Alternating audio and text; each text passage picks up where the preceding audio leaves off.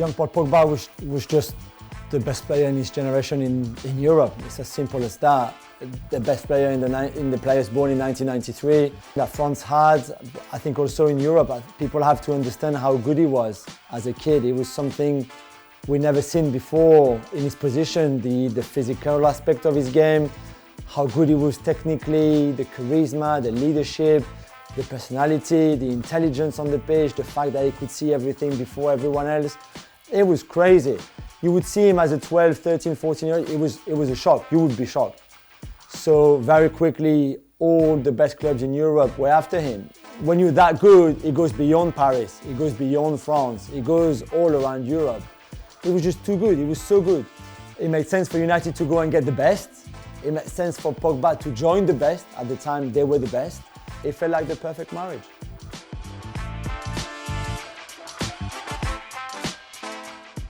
He went to United and immediately he was a standout player. It was the classic lazy kind of stereotype. He's the new Patrick Vieira because he's French, he's a midfielder. Yeah. But that was what the tag he came with. But he didn't really develop into that player. He was a creative player in a great youth team with, I think, Jesse Lingard, Ravel Morrison, who was a fantastic talent at the time. But he lived in Sale, outside of Manchester, and the friends he made at the time are still his friends now. People like Lingard, Ryan Tunnicliffe, who went on to Fulham, I think. He's still quite close to these guys. So the thing with Pogba, he's a big superstar in the sense of a global name, but he's still very down to earth, very kind of connected to his friends from the time. So I think Jules might attest to this. He's got a superstar mentality, but he's still very close to people he grew up with. Yeah. In Manchester as well as in Paris. Yeah, he's very a man of his people. He kind of sticks to him, and I suppose that creates a pretty cool atmosphere, doesn't it? Yeah, it does. And like I think the most example his mum is very 80% of the time in Manchester. He's a mama's boy, isn't he? Which Julia, his wife, doesn't mind, which is great. But but this is what he does. I think he needs the people around, whether they're friends from Manchester, friends from Paris, friends from Le Havre, who he still has close ties with, or from the national team. His dad, before he passed away, didn't travel as much, but certainly the mum and the brothers. Yeah, I think he needs that around him. He needs that little cocoon to do well. We have to also put in this man right here, Sir Alex Ferguson, because I think the Pogba-Sir Alex Ferguson relationship helps to explain a lot in what we're trying to understand of his 2 times at Manchester United. How would you explain it then, Augie? And how, I guess, Fergie did help in his development for better or for worse? And there's not many bad things that Sir Alex, I suppose, has done. Well, it's interesting to use the phrase father figure, and that's what Fergie liked to be with these young players, the class of 92. I mean, Ronaldo kind of talks about him like a father. Ronaldo, Neville, Beckham, Scholes, all these young players that have come through the ranks, but it was never a father figure to Pogba.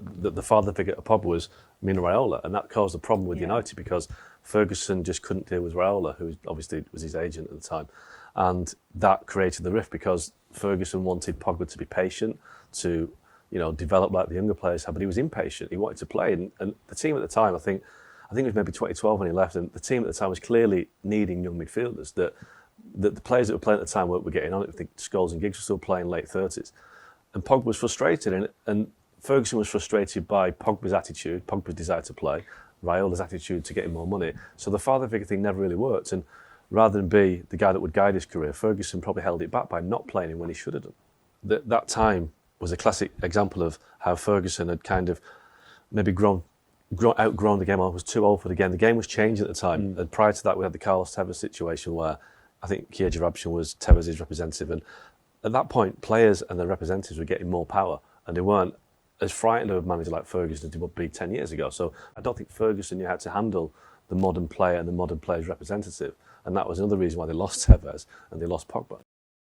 There was also a development, something Pogba referenced. I mean, I went to see him at Juventus in 2014, 2015, and he referenced the fact that at Juventus, he was going to fight for a spot in the midfield, which at the time was very strong, very settled pros, Claudio Marchisio, Andrea Pirlo, and Arturo Vidal. Whereas at United, it was the age where there was a generational change. I mean, Carrick, I think, was still in the mix. But it was also obvious at that time that Sir Alex wasn't going to stick around forever, and he was on his way out too. And, whereas at Juventus, he was going to work with Max Allegri, Conte initially, who would then leave, but, had won 2 titles. So it was just a different environment. And again, whether it was Pogba justifying the move or whatever to himself and to others, I think most people would agree that that was really good for his development as a player. And to add to the frustration, we talked about Giggs and Scholes being still on the team. The people that Ferguson's putting faith in were Tom Cleverley, Anderson. Darren Fletcher was kind of battling his illness at the time. So, Try not to chuckle. well, this is it. Pogba's frustration was there. The younger Yeah. players that were coming through at the time weren't as good as Pogba was, and he felt he would be. So that would explain his frustration. That I understand why the legends of Giggs and Scholes and even Carrick were not being moved on, but Cleverley, Anderson, and a couple of others, it was like, this guy deserves a chance, and he wasn't given it. I think he may have played 2 or 3 games. That was it. He went there thinking, I'm 16, I'm the best 16-year-old in Europe, which was true, and give me 2 years and then I should play for that team. He didn't want to start every single game and play every single competition, but he felt, I can see a training, I train with the first team enough to realize that I'm better than most of those guys. Why am I not playing? And I think where he clashed with Sir Alex, and for a long time I thought he would never go back to United until Sir Alex is involved within the club, because he's still a bit bitter about what happened the first spell. Because where they clashed is he was saying, why are you not playing me? I'm good enough. Everybody can see it. Why are you not playing? And Sir Alex was like, take a bit of time. We'll wait. And he didn't want to wait.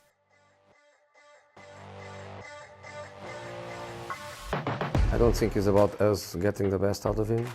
It's about him giving the best he has to give. He's swanning around as if, hey, I'm Paul Pogba and I'm back in the Premier League and you should be happy. He's not a patch at the moment on Kevin De Bruyne. Not a patch.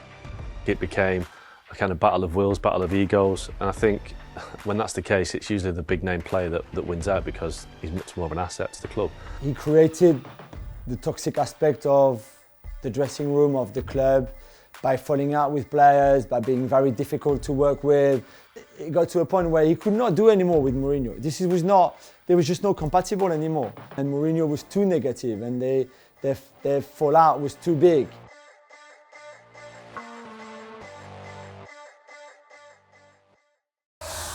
Thanks so much for watching ESPN on YouTube. And for more sports highlights and analysis, be sure to download the ESPN app. And for premium content and live streaming, subscribe to ESPN Plus.